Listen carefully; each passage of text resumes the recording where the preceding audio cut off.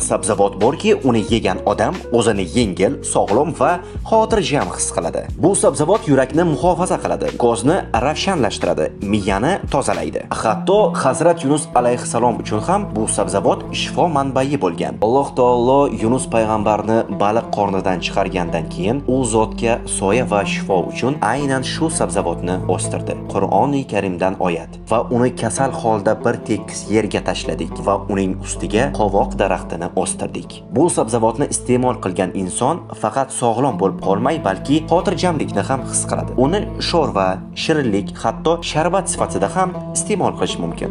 Va bu shifobaxsh sabzavot oddiygina qovoq. 90% suvdan iborat bo'lib, lekin juda to'yimli hisoblanadi. Qovoq urug'i prostata va uyqu uchun ajoyib tabiiy vosita hisoblanadi. Dunyodagi eng katta qovoq 1 tonna 200 gram bo'lgan.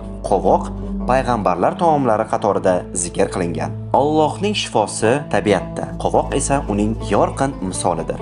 Sizlar ham qovoqni ratsioningizga qo'shganmisiz? Izohlarda yozib qoldiring.